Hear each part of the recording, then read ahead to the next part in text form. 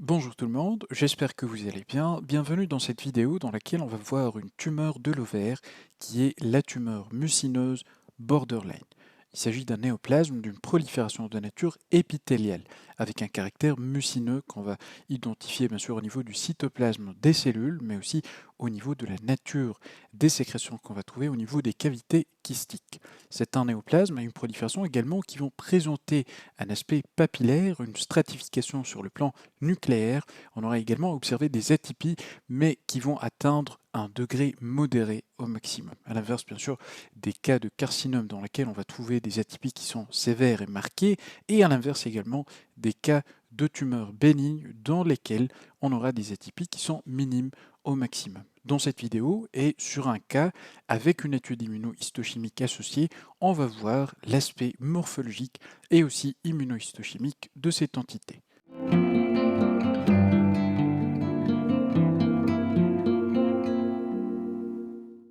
Voilà, donc ceci va être le prélèvement qu'on va observer afin de déterminer l'aspect morphologique de cette tumeur mucineuse borderline de l'ovaire. Il s'agit ici d'un prélèvement à partir d'une masse ovarienne qui dépassait concernant sa taille les 30 cm avec un aspect solidokystique. La partie kystique était multiloculaire, ça veut dire elle était faite de plusieurs cavités, comme on peut déjà le voir ici sur la lame à faible grossissement. On a des cavités qui sont multiples et qui sont séparées par des cloisons fibreuses. Ces cloisons fibreuses renferment également des zones qui sont un peu basophiles et qui témoignent de la présence d'une partie de notre stroma cortical de l'ovaire. Au niveau de ces cloisons, au niveau de cette cavité kystique par exemple, on a déjà au faible grossissement un aspect important de la tumeur borderline qui est la présence de ces prolongements papillaires. Mais juste à côté, on voit une autre cavité kystique qui ne présente pas cet aspect de papille ou bien cet aspect qu'on peut appeler aussi vileux. Alors, je passe à cette cavité en premier, la cavité qui présente un aspect assez simple, et c'est en fait le même aspect qu'on va trouver sur les tumeurs qui sont bénignes. Oui, c'est possible de voir une association et la présence en même temps d'un aspect de tumeur borderline sur une des cavités kystiques et un aspect de tumeur qui est mucineuse bénigne sur une deuxième cavité kystique. Alors ici, on voit très bien qu'on a un épithélium qui est disposé en une seule couche avec une absence de stratification des noyaux.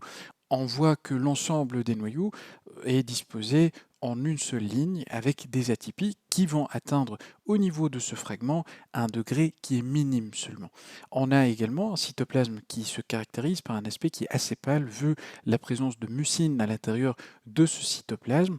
Et cet aspect ne va pas rester comme ça, parce que on parle bien d'une tumeur qui est borderline, et donc c'est un néoplasme qui comporte des cellules qui prolifèrent plus que celles qu'on trouve sur une tumeur qui est mucineuse bénigne. Alors on va commencer à observer des signes de cette prolifération, notamment une stratification des noyaux. Regardez ce qui va se passer lorsque je passe au niveau de cette région, on note cette stratification, ça veut dire maintenant, et à la différence du premier foyer, on a des noyaux qui sont disposés à différentes hauteurs de l'épithélium. On note également un autre phénomène, c'est l'apparition d'un nouveau type de cellules. Si vous vous rappelez, dans les cas de tumeurs mucineuses bénignes, on avait essentiellement et presque toujours uniquement la présence de cellules qui rappelaient l'aspect de cellules mucipares qu'on trouve au niveau des cryptes et au niveau de la surface de l'estomac. C'est des cellules bien sûr qui vont être mucosécrétantes et avec un pôle apical qui est fermé. Là, on a ces cellules d'aspect ballonné, d'aspect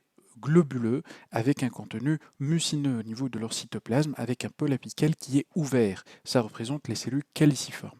Donc on a en plus des cellules comme celle-là, par exemple, qui est une cellule mucipare à pôle apical fermé, on a rajouté un deuxième type de cellules mucosécrétantes qui sont des cellules caliciformes. Concernant les noyaux, on voit très bien qu'elles ont un peu changé d'aspect, et donc on a des noyaux qui sont augmentés de taille, mais ça reste globalement d'aspect assez monomorphe. On n'a pas d'atypies qui sont marquées, bien sûr, on n'a pas noté d'apparition de nucléoles, par exemple, on n'a pas un nombre qui est important de mitoses. Alors, la stratification ne va pas être le seul élément à observer dans les cas de tumeurs mucineuses borderline, on aura carrément la production de structures vileuses ou bien papillaires.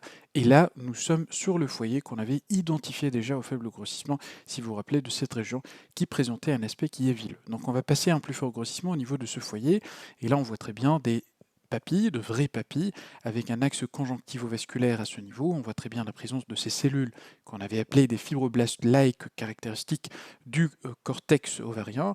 Et puis au niveau de l'épithélium, on a les mêmes caractéristiques qu'on a observées, qu'on vient de voir sur le deuxième versant de cette cloison. Ça veut dire un aspect qui est stratifié, des noyaux à différentes hauteurs, un aspect qui reste globalement monomorphe sur les différentes cellules concernant leur noyau. On ne note pas la présence de nucléoles qui sont proéminents. On peut parfois, comme on peut le voir sur certains noyaux, la présence de quelques petits nucléoles qui restent assez discrets. Bien sûr, comme on l'a déjà mentionné, on a cette cellule qui est apparue dans cette partie borderline, c'est des cellules calciformes, des cellules de grande taille, d'aspect un peu arrondi, ça rappelle un peu l'aspect d'un tonneau avec un noyau qui est écrasé de petite taille, de forme triangulaire, hyperchromatique, et le cytoplasme, en fait, cet aspect globuleux, il est secondaire à l'accumulation de mucine à l'intérieur de son cytoplasme. Alors les mitoses, si on va les chercher, on va les trouver, c'est normal, c'est un état de prolifération. On va les trouver bien sûr beaucoup plus que ce qu'on allait trouver sur les cas de tumeurs mucineuses qui sont bénignes, mais il faut savoir que ces mitoses vont rester dispersées et je vais trouver quelques-unes. Par exemple, si je me balade, je suis en train d'évaluer la présence de ces mitoses. Voilà, je vais tomber sur celle-là, par exemple, qui a une mitose. Alors, si je vais chercher encore à ce niveau, on pourra tomber sur d'autres mitoses, par exemple, à ce niveau. Mais ça reste éloigné, ça reste distribué de façon assez éparse. Au niveau du stroma sous-jacent, ça veut dire le stroma du cortex, on doit éliminer bien sûr la présence d'une invasion, qui peut être sous forme de micro-invasion. Ici, sur cet exemple, on n'a pas de micro-invasion qui a été repérée. Et puis, en plus de ça, on a souvent la présence d'éléments inflammatoires, notamment des histiocytes qui pourraient être associés. Et donc, c'est ça, globalement, l'aspect morphologique de la tumeur mucineuse borderline. Concernant l'architecture, il y a la stratification nucléaire et aussi la production de papilles qui peuvent d'ailleurs avoir un aspect beaucoup plus complexe, beaucoup plus branché que ce qu'on était en train d'observer. Et puis sur le plan cytonucléaire, on a des atypies qui restent modérées au maximum, et donc on ne doit pas avoir d'atypies qui sont marquées. Alors pour ce cas, comme on l'avait déjà dit à l'introduction, on avait utilisé des anticorps. Alors le premier anticorps qu'on a utilisé, c'est l'anticorps anti-cytokératine 7.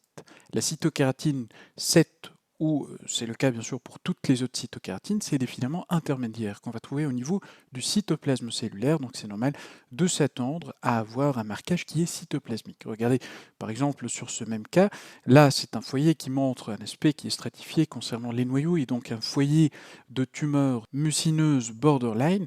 On note très bien ce caractère stratifié qu'on peut juger par l'emplacement des différents noyaux qui sont négatifs, qui gardent toujours leur teinte qui est bleutée, et puis on peut confirmer la présence de ce marquage positif puisqu'on voit que la teinte brune elle est localisée au niveau du cytoplasme. Concernant une deuxième cytokératine qui est la cytokératine 20, elle va présenter bien sûr la même nature de marquage, ça veut dire on doit avoir toujours un marquage qui est cytoplasmique, mais ce qui va différer, c'est l'intensité et la façon de distribution de ce marquage, parce que on voit très bien une intensité qui est moindre par rapport à la cytokératine 7, et puis c'est un marquage qui est focal.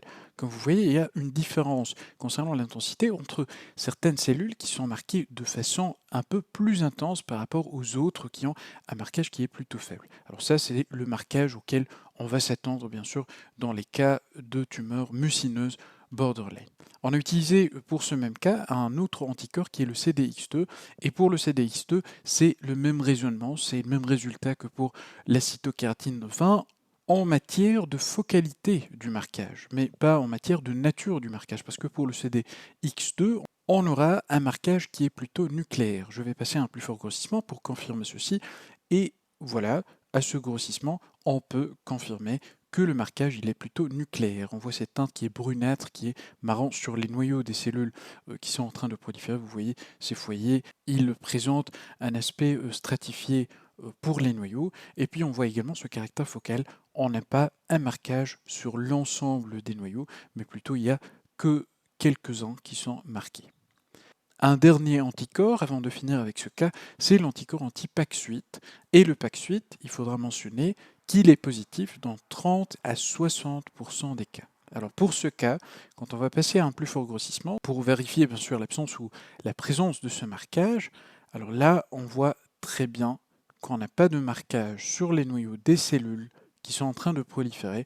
Et c'est tout à fait normal parce qu'on a dit qu'au maximum, on a dans 60% des cas un marquage par ce PAX8. Donc c'est normal de trouver des cas qui sont négatifs pour le PAX8. La nature du marquage à laquelle on doit s'attendre, c'est un marquage nucléaire. C'est normal parce que le PAX8, c'est un facteur de transcription et donc sa localisation, c'est au niveau nucléaire. Alors j'arrive comme ça à la fin de ces lames virtuelles et j'aimerais passer maintenant à une petite récapitulation. Je vous mets bien sûr en description les liens pour les lames virtuelles et comme on l'a déjà défini, la tumeur borderline mucineuse, c'est une tumeur épithéliale avec un épithélium qui est de nature mucineuse de type gastro-intestinal, présentant une stratification épithéliale qui est modérée, des atypies également qui doivent rester modérées sont invasion stromale. Le cystadénome mucineux bénin, ce qu'on a vu au cours de l'ancienne vidéo, il peut présenter parfois un aspect de tumeur borderline, mais si ça reste focal, occupant moins de 10% de l'ensemble de la prolifération, on aura à mentionner ça comme étant un cystadénome mucineux bénin avec prolifération focale, et l'ensemble de la prolifération ne doit pas porter le nom d'une tumeur borderline mucineuse. L'épidémio et la clinique, on note que ça représente 15% de tous les néoplasmes mucineux de l'ovaire, avec une atteinte surtout unilatérale. C'est une tumeur qui prédomine chez les femmes en âge de procréation, avec une moyenne d'âge de 45 ans. Souvent, elle est asymptomatique, et lorsqu'on aura des symptômes, ça va se manifester par une distension abdominale, des douleurs, troubles digestifs et ou urinaires. Macroscopiquement, c'est une masse qui est large, qui va dépasser les 30 cm, et elle a un aspect qui est solido-kystique avec une prédominance de la composante kystique, et cette composante kystique, elle est souvent multiloculaire, ça veut dire formée de plusieurs cavités qui sont compartimentées par des cloisons fibreuses. Microscopiquement, on a vu l'architecture avec cette stratification nucléaire, on aura souvent à observer 2 à 3 couches de noyaux. Il faut faire attention, bien sûr, comme ce qu'on a déjà mentionné sur la première vidéo, c'est-à-dire sur le versant bénin de cette prolifération. Parfois, l'incidence de coupe tangentielle, ça peut donner une impression de stratification. On aura observé également des papilles, ce qu'on appelle aussi des villosités, qui peuvent parfois être complexes et branchées, et l'aspect festonné, on peut l'observer également au sein des papilles, avec parfois des détachements d'amas de cellules. Cytologiquement, on aura observé des atypies qui sont légères à modérées, jamais d'atypies qui sont marquées. Un haut rapport nucléocytoplasmique va être observé, une polarité qui reste conservée, avec un aspect qui est assez monomorphe des noyaux. Les mitoses restent éparses, souvent avec présence de cellules caliciformes, et parfois même on peut noter la présence de cellules de Paneth et de cellules neuroendocrines. La maturation, elle peut être présente en surface, et la manifestation en fait de cette maturation, c'est la présence de mucine en quantité plus importante en surface par rapport aux cellules qui sont situées en profondeur.